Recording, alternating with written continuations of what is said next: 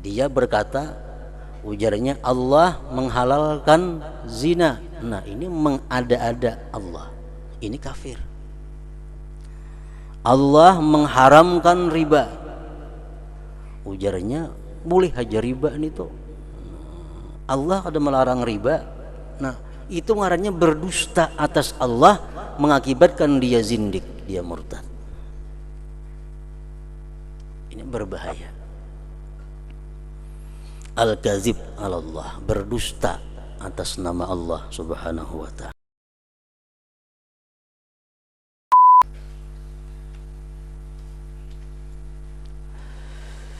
Yang kita hormati dan kita cintai para habaib, para alim ulama, guru-guru agama, para muhibbin, hadirin wal hadirat rahimakumullah. Puji syukur selalu kita haturkan kehadirat Allah subhanahu wa ta'ala atas karunia, taufik, hidayah dan inayah yang selalu diberikan kepada kita.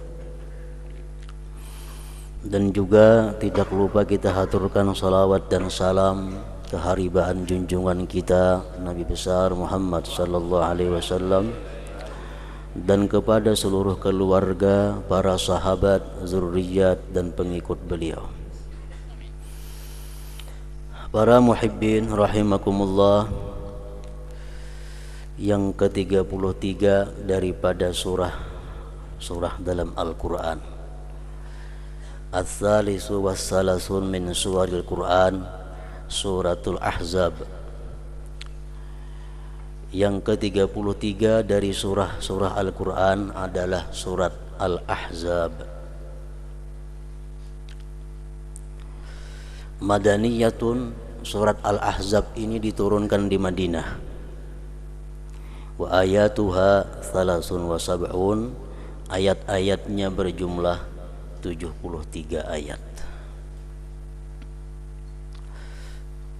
Al-Ahzab artinya adalah perhimpunan bangsa-bangsa, perhimpunan suku-suku. Maksudnya adalah berhimpunnya, bersekutunya bangsa Quraisy, bangsa Nadir, bangsa Murrah dan bangsa-bangsa yang lain untuk menyerang kota Madinah Al-Munawwarah, memerangi Rasulullah sallallahu alaihi wasallam dan kaum muslimin. Berhimpun bangsa-bangsa kufar, ada Yahudi, ada penyembah berhala, bersatu sepakat untuk menyerbu kota Madinah, menghabiskan kaum muslimin dan Rasulullah sallallahu alaihi wasallam. Dari perkumpulan kelompok-kelompok tersebut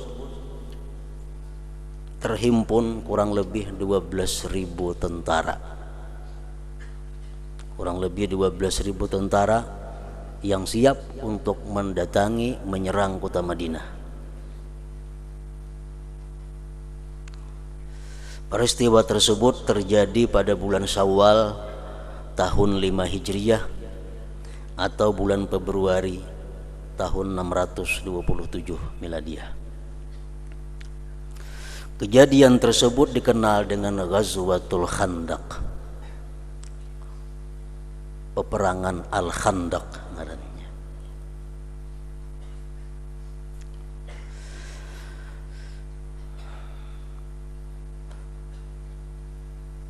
Para ahli sejarah mengatakan setelah Rasulullah SAW mendengar kabar bahwa persekutuan bangsa-bangsa untuk menyerang kota Madinah,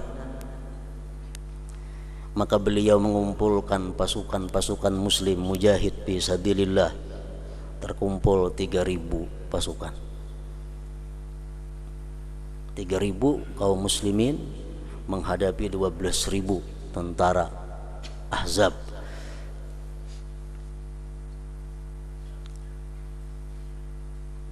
Berangkatlah Rasulullah sallallahu alaihi wasallam beserta 3.000 pasukan mujahid ini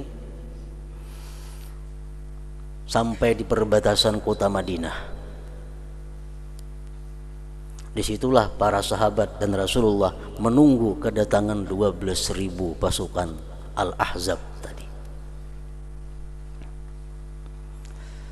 Salah seorang sahabat Rasulullah sallallahu alaihi wasallam yang bernama Salman Al-Faris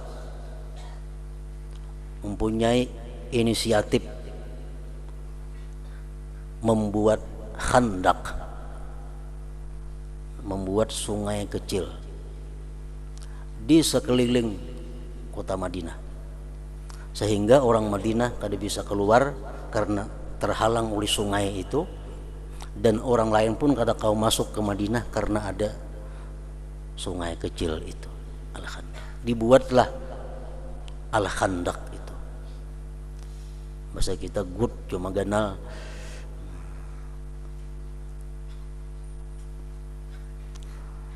Di bagian dalam gut, disitulah Rasulullah sallallahu alaihi wasallam beserta sahabat menunggu kedatangan 12.000 pasukan tadi.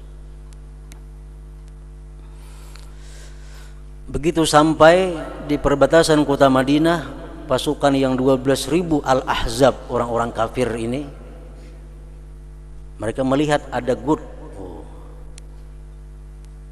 ini berbahaya, kata Abu Sufyan. Abu Sufyan adalah panglima perangnya Al-Ahzab itu. Ini kalau salah-salah kita bisa mati semuaan masuk dalam gut sini. Akhirnya terjadi hanya perang jarak jauh, saling timbak menimbak dengan anak panah. Dalam peperangan itu terjadi 6 orang gugur sebagai syuhada daripada kaum muslimin, dan 3 orang daripada kaum kafir Al-Ahzab tadi. Kalah kita.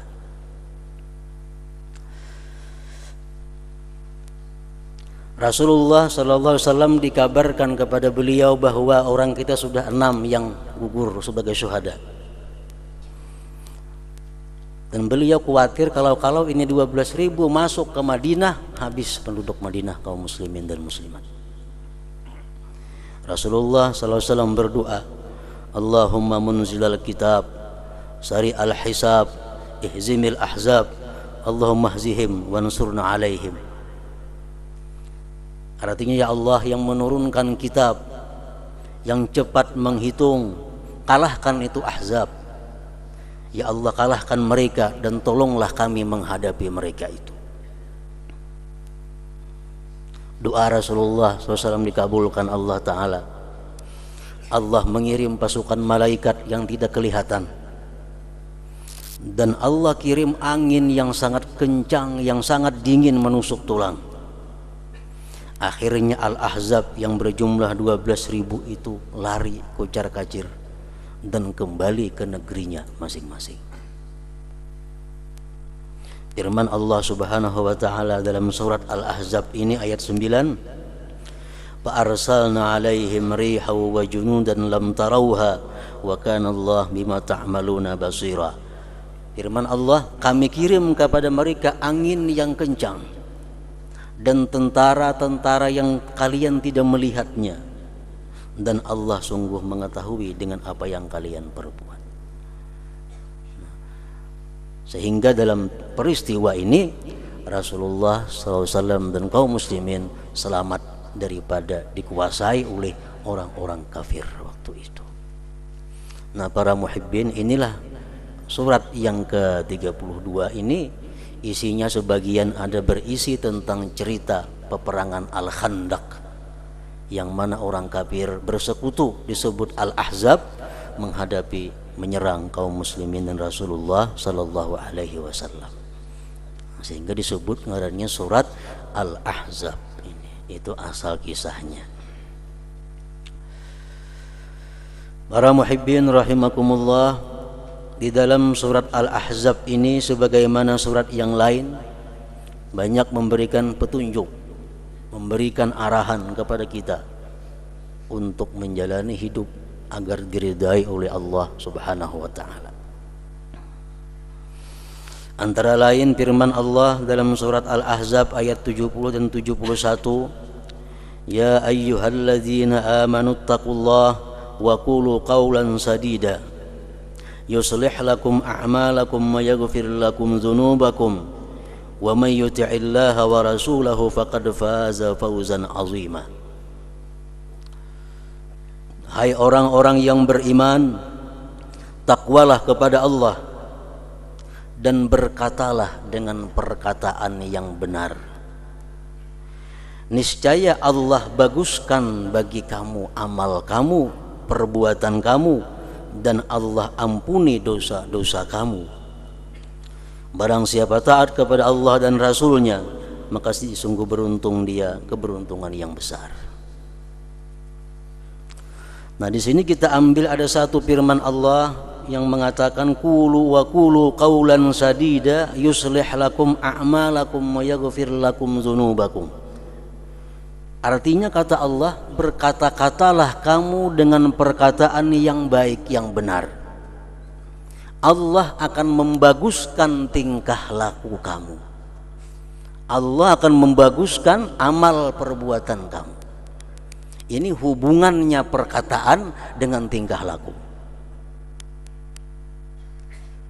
Artinya, kalau kita ingin hendak selalu beribadah kepada Allah, kalau kita ingin hendak mendapatkan rasa nikmatnya ibadah, kalau kita ingin selalu istiqamah dalam ibadah, salah satu caranya adalah jaga mulut daripada berkata-kata yang tidak benar. Orang-orang yang berkata-kata tidak benar kada akan bisa lurus ibadahnya. Orang yang berkata-kata tidak benar tidak akan merasa lezat, manis dalam ibadahnya. Orang-orang yang suka berkata-kata tidak benar tidak akan istiqamah dalam ibadahnya.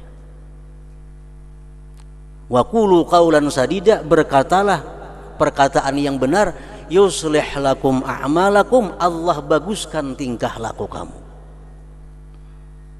Yuslih lakum a'malakum. Kenapa kita malas beribadah kepada Allah? Kenapa kita begitu bosan membaca zikir sampai 1000 kali? Kenapa kita merasa sangat sulit membaca salawat 1000 sehari? Mungkin dalam kehidupan kita tidak bisa menjaga mulut, sehingga seringkali mulut ini berkata-kata yang tidak benar menurut Allah Subhanahu wa ta'ala, sehingga dia berat untuk mengatakan hal-hal yang baik yang diridai Allah Subhanahu wa ta'ala. Salah satunya di mulut ini penyakit yang membuat malas kita ibadah. Allah sudah menjamin kalau kita berkata yang benar, akhlak kita akan baik, amal kita akan baik. Yuslih lakum a'malakum. Para muhibbin rahimakumullah, apa yang dimaksud dengan perkataan yang sadid, yang benar, yang betul itu? Sebagian ulama yang menafsirkan al-qaulus sadid ma salima minal batil, sesuatu yang selamat daripada yang batil. Perkataan kita yang selamat dari kebatilan ngarannya qaulan sadida. Ma salima minal batil, sesuatu yang selamat daripada kebatilan. Kata-kata yang selamat dari kebatilan namanya qaulan sadida. Batil itu macam apa? Perkataan yang batil itu macam apa? Antara lain kal kadzib, seperti berbohong, berdusta. Ini kaulan batil, bukan kaulan sadida. Satu kali kita berbohong, mungkin beberapa hari berakibat kita malas untuk zikrullah. Satu kali kita berbohong, mungkin kita beberapa hari malas untuk membaca Al-Quran. Kal kadzib, seperti dusta. Dusta bermacam-macam dusta. Ada dusta yang sangat berat, sampai ada dusta yang lebih ringan, tapi sama-sama namanya dusta. Ada dusta yang disebut al-kadzib 'alallah, berdusta atas nama Allah. Ini paling berat. Berdusta atas nama Allah artinya apa? Mengada-ada Allah, mengatakan bahwa Allah berkata ini padahal Allah tidak berkata itu. Ini paling berat dusta, al-kadzib 'alallah. Firman Allah dalam Al-Quran, unzur kaifa yaftaruna 'alallahi al-kadzib wa kafa bihi isman mubina. An-Nisa ayat 50. Tengok olehmu bagaimana mereka beraninya mengada-ada atas Allah sebuah dusta, dan cukuplah itu dosa yang jelas. Berdusta atas Allah ada yang bisa-bisa membuat kafir. Contohnya menghalalkan yang diharamkan Allah Subhanahu wa ta'ala. Allah mengharamkan zina. Dia berkata, ujarnya Allah menghalalkan zina. Nah, ini mengada-ada Allah. Ini kafir. Allah mengharamkan riba. Ujarnya boleh aja riba ini tuh. Allah ada melarang riba. Nah, itu ngarannya berdusta atas Allah, mengakibatkan dia zindik, dia murtad. Ini berbahaya. Al-kadzib 'alallah, berdusta atas nama Allah Subhanahu wa ta'ala. Termasuk kita menyampaikan hukum tapi kada benar. Jurang apa hukumnya ini? Ya kita boleh aja. Padahal nang bujur itu kada boleh. Dipadahakan boleh. Ini ngarannya berdusta atas hukum Allah, sama dengan berdusta atas Allah Subhanahu wa ta'ala. Ada lagi jenis dusta, al-kadzib ala Rasulillah sallallahu alaihi wasallam. Berdusta atas Rasulullah sallallahu alaihi wasallam. Nabi kadada mengatakan itu, dipadahakan ada. Nabi kadada memperbuat itu, dikatakan ada memperbuat itu. Mengada-ada atas Rasulullah sallallahu alaihi wasallam. Rasulullah bersabda, man kadzaba alayya muta'ammidan falyatabawwa maq'adahu minan nar. Bukhari Muslim. Siapa yang berdusta atasku, kata Rasulullah, sengaja, dia hendaklah masuk neraka. Dan ini banyak terjadi. Orang berani berdusta atas Rasulullah sallallahu alaihi wasallam, di mana banyak beredar hadis-hadis maudhu, hadis-hadis palsu. Ribuan hadis palsu yang dikarang oleh orang-orang dahulu, sampai dikarang kitab yang khusus untuk mengumpulkan hadis palsu, al-maudhu'at namanya. Daripada beraninya manusia memalsukan hadis yang bukan dari Rasulullah, dikatakan dari Rasulullah. Ini sudah ada sejak zaman tabi'in, sudah ada orang yang berani membuat hadis tapi dikatakan itu bikinan Rasulullah sallallahu alaihi wasallam.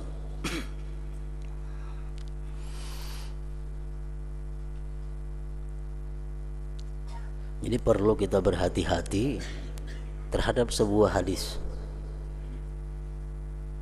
Kalau Quran kada kawa dipalsu, karena Quran sedikit dan Quran terpelihara, terdikti,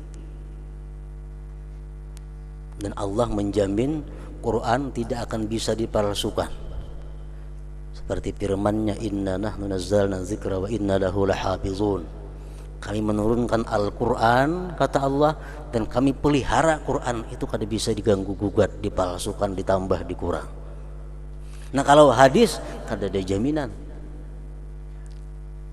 Jadi kita waspada, hati-hati jangan sampai tertaguk hadis palsu, tak amalakan hadis palsu.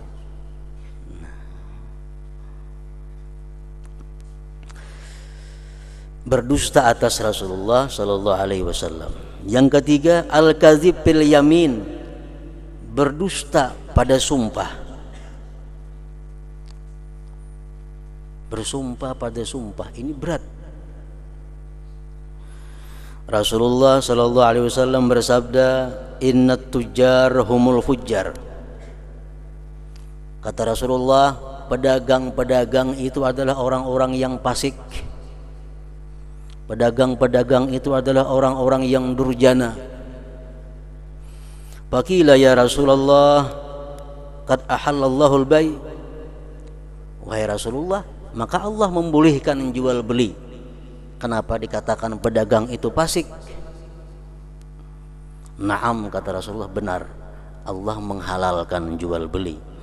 Walakinnahum yahlifun fayathamun wa yuhaddithun fayakdzibun. Tetapi mereka itu mau bersumpah dan berdusta dalam sumpahnya, dan mereka mau berbicara dan dusta dalam pembicaraannya.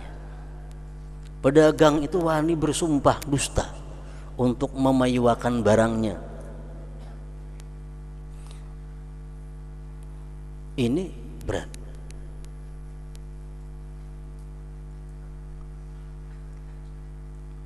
Hadis rawahul Hakim. Ada lagi dusta, al-kizbu lil khida', berdusta untuk menipu. Tapi nya kada memakai sumpah, tak inting pada memakai sumpah. Berdusta untuk menipu. Jadi orang luntur ini, kada betah luntur. Jadi orang asli ini nomor 1. Berdusta. Padahal kada nomor 1 untuk menipu agar ini menukari. Nah ini hati-hati untuk orang-orang yang berdagang. Jangan sampai untuk memayuakan barang itu berdusta. Jangan sampai untuk melakukan barang itu sumpah palsu. Jangan sampai.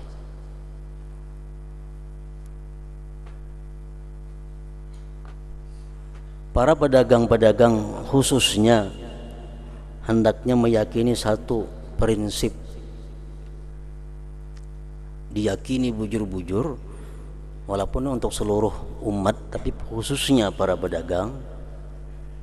Dalam bab ini, bab dagang misalnya, yaitu satu prinsip yang mengatakan makusi malaka fahuwa yasilu ilaika wa mala pala.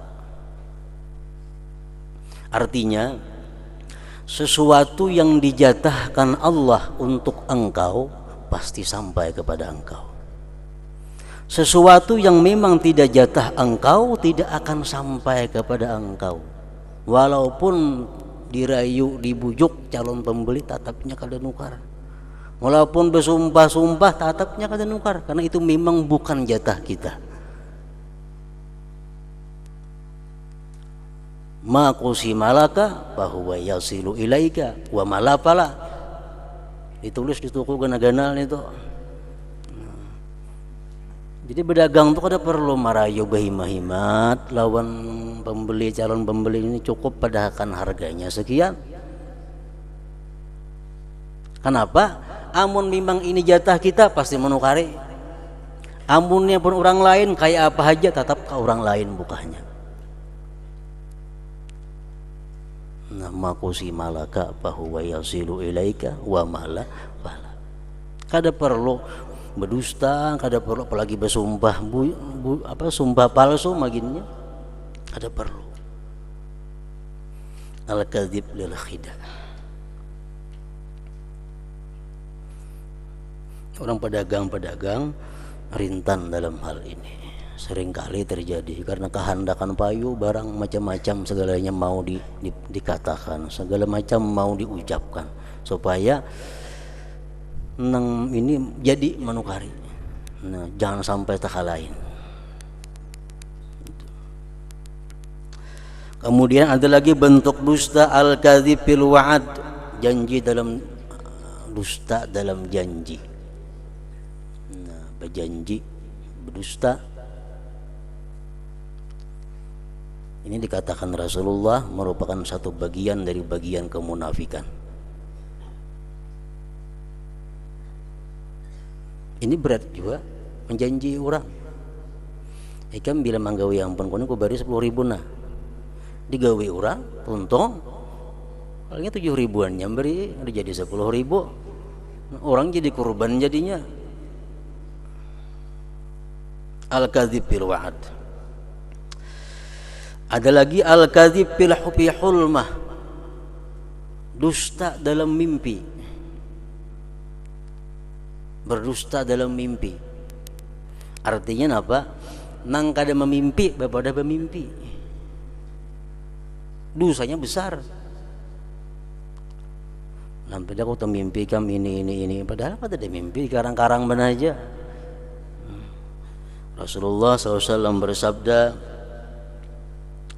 man kadzaba bi hulmatin muta'ammidan falyatabawwa maq'adahu minan nar, rawahul Humaidi. Siapa yang berdusta pada mimpi, sengaja berdusta, hendaklah dia masuk neraka, kata Rasulullah. Apa untungnya berdusta bermimpi ini itu?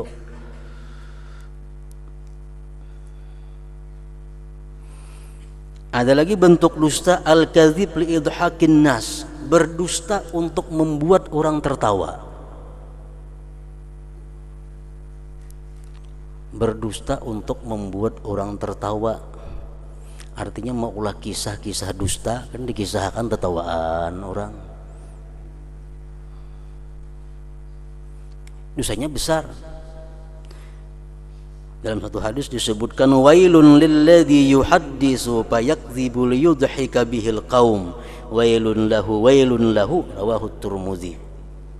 Neraka kata Rasulullah bagi orang yang berbicara lalu berdusta untuk membuat hadirin tertawa. Celaka bagi dia, neraka bagi dia. 3 kali Rasulullah bilang neraka. Sekali kan sudah memberi takutan, apalagi 3 kali sendiri menyambat.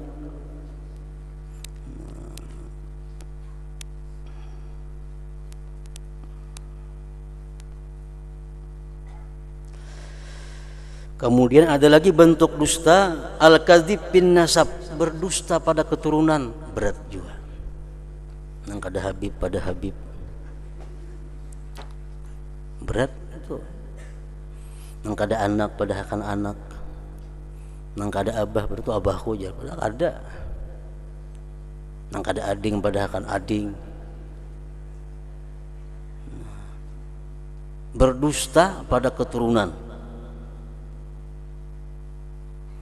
Rasulullah SAW bersabda, inna min a'lamil firyah ayyud ar-rajul ila ghairi abih, rawahul Bukhari. Termasuk paling besar mengada-ada bahwa dipanggil seseorang kepada bukan bapaknya. Ini dia mengaku nang bukan keturunan, bukan keluarga. Berdusta itu. Ada lagi dusta al-kizib lil haya, dusta karena malu.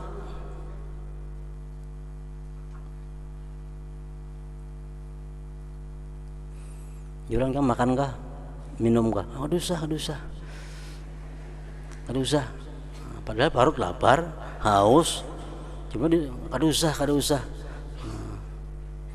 Di hati hendak dimuntung bapak kada hendak karena supan.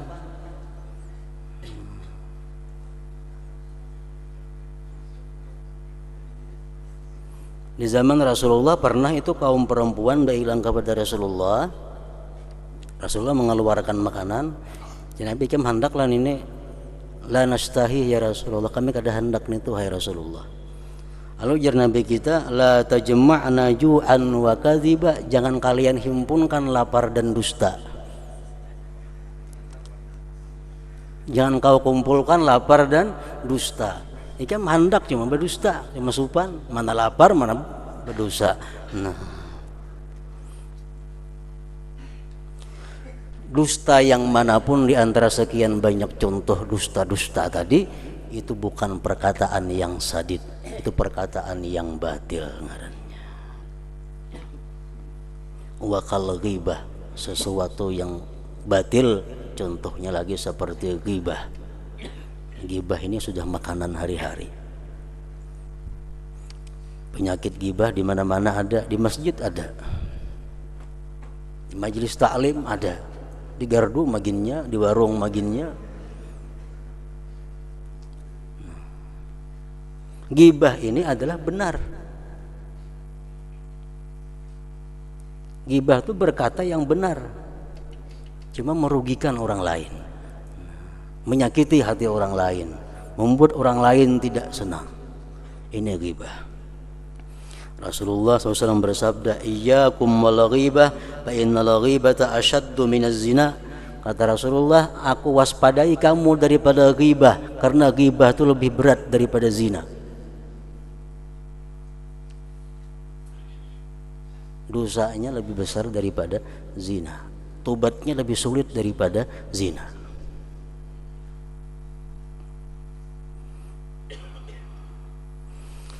Mulut yang berkata ghibah akan menyusahkan badan ibadah, akan mempermalas tubuh untuk melakukan ibadah. Wan namimah, seperti namimah, ini perkataan batil juga. Namimah, anjur atar. Rasulullah bersabda, menyampaikan hadis dari firman Allah Subhanahu wa taala yang berbunyi, ujar Tuhan, wa izzati wa jalali la yaskuni fiki thamaniyatu nafarin minan nas. Ujar Tuhan, wahai surga, tidak bisa tinggal diam pada kamu 8 golongan dari manusia. 8 golongan tidak bisa diam di surga. La yaskunuki, tidak bisa tinggal di tempat ini, tidak bisa tinggal di tempat kamu wahai surga, mudminu khamrin, orang yang suka minum arak, pemabuk kada akan diizinkan menempati surga. Wala musirrun ala zina, orang yang suka berzina, musirrun ala zina. Arti musirrun ala zina itu walaupun dia sekali berzina cuma belum tubat, termasuk musirrun ala zina. Nya pernah berzina sudah 30 tahun telah lalu, pernah berzina sekali, cuma sampai sekarang belum tubat, belum pernah menangis karena itu, belum pernah menyesal karena itu. Sama ngarannya musirrun ala zina. Wala qattatun, tidak masuk surga, tidak bisa diam pada engkau wahai surga, orang yang anjur atar. Anjur atar ini artinya menyampaikan satu kata-kata kepada orang yang mana 1, 2, 3 atau salah satunya kada senang. A, B, C, D. Ada orang menyampaikan pandir A kepada B, C kada senang disampaikan itu, nah ngarannya namimah. Atau A kada senang disampaikan kepada B, namimah.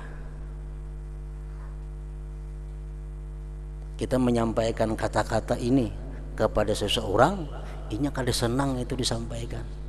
Baik nang kada senang ini inya, atau nang kada senang ini orang nang disampaikan, atau nang kada senang pihak ketiga. Anjur atar ngarannya. Wala dayyusun, dan tidak masuk surga, kata Allah, dayyus orang yang tidak cemburu kepada anak istrinya digoda laki-laki lain.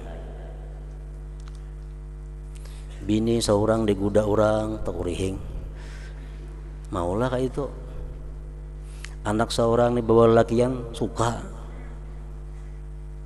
makin nang bemutur bahwa makin suka benar. Dayus ini Allah kada memberi akan masuk surga. Kada cemburu anak bini diganggu digoda laki-laki.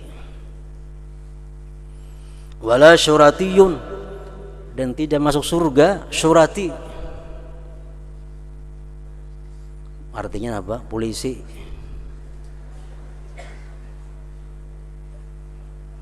Tidak masuk surga. Maksudnya polisi yang menindas rakyat, polisi yang menyengsarakan rakyat.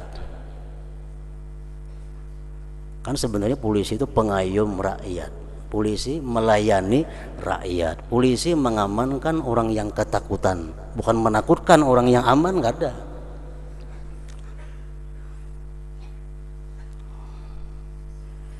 Wala syuratiyun, dan tidak pula polisi yang bertindak sewinang-winang, yang menyusahkan, menyengsarakan, memeras rakyat.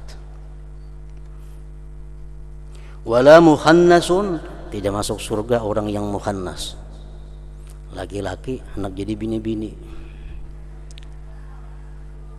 laki-laki anak jadi bini-bini, pakaian bini-bini, rambut kayak bini-bini, sandal bini-bini dipakai. Walakati urahim, dan tidak pula orang yang memutus hubungan keluarga. Yang kedelapan, walalladzi yaqulu alayya ahdullah illam af'al kadza wa kadza tsumma lam yafi bihi. Yang ketujuh, orang yang berkata bahwa aku berjanji dengan nama Allah bahwa aku akan berbuat sebaik-baiknya, tapi kada sebaik-baiknya.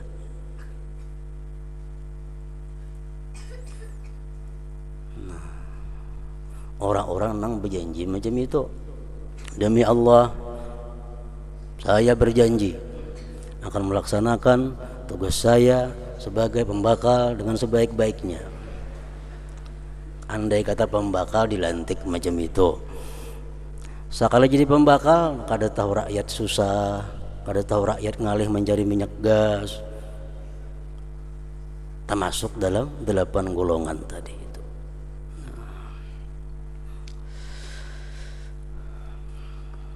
Dari dalam bab kita ini adalah namam, orang yang anjur atar.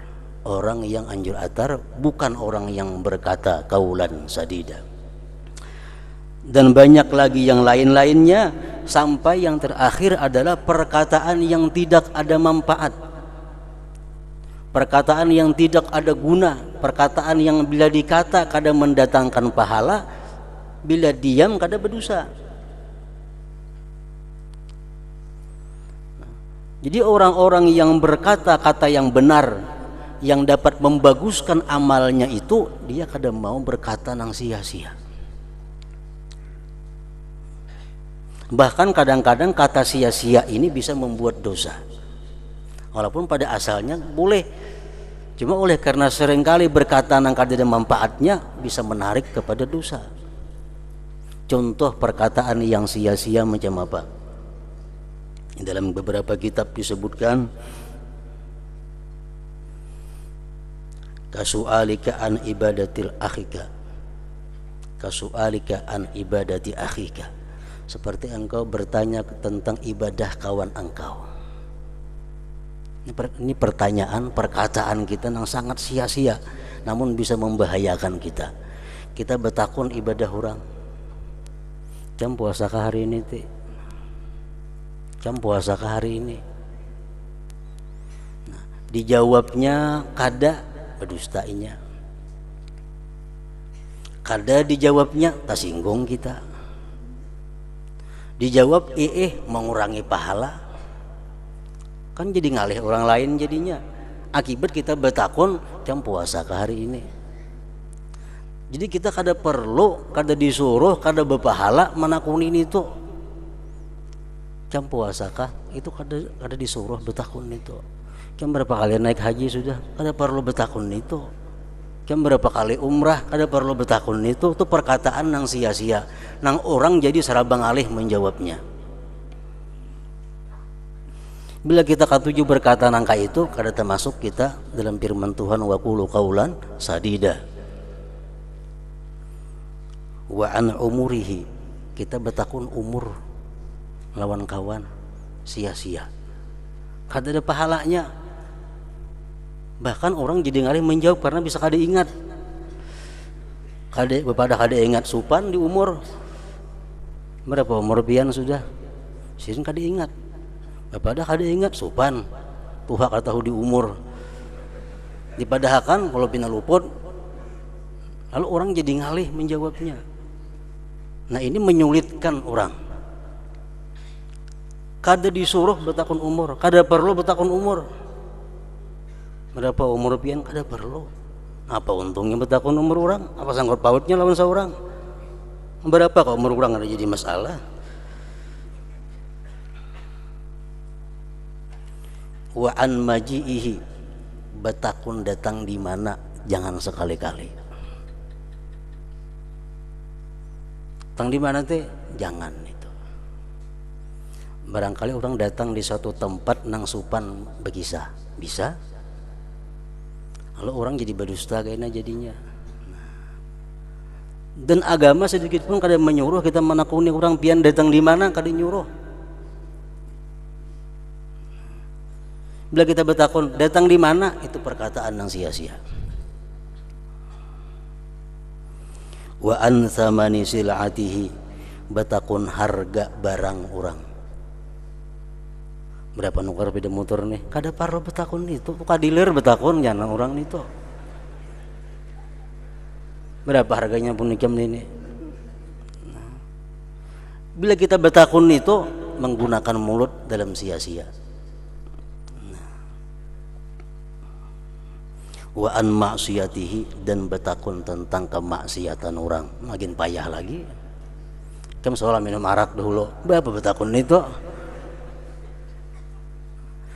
Nah jadi Allah subhanahu wa ta'ala memerintahkan dalam ayat ini kepada kita, ya ayyuhalladzina amanu taqullah wa qulu qawlan sadida, berkatalah kamu kata yang sadid, yang betul. Yuslih lakum a'malakum, Allah jamin baguskan, Allah jamin memperbaiki amal ibadah kita. Wa yaghfir lakum dzunubakum, dan Allah ampuni dosa kamu. Kalau kita berkata yang bagus-bagus, dosa guguran, dosa tak umpat diampuni oleh Allah subhanahu wa ta'ala. Nah jadi kita koreksi diri kita, selama ini kita mungkin sulit untuk membaca Al-Quran, padahal lancar membaca Quran cuma malas. Baca salawat itu sulit kalau 1000 kali, baca zikir payah 1000 kali. Mungkin selama ini kita banyak menggunakan mulut dalam hal-hal yang batil tadi, mulai dari dusta sampai perkataan yang sia-sia tadi. Di situ dulu. Ila hadratin Nabi sallallahu alaihi wasallam, al-Fatihah.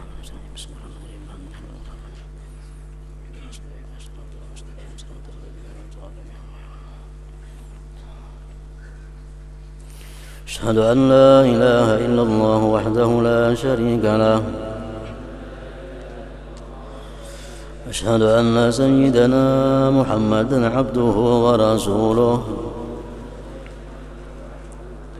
لا إله إلا الله نستغفر الله لا إله إلا الله نستغفر الله لا إله إلا الله نستغفر الله لا إله إلا الله ونتوب إلى الله لا إله إلا الله محمد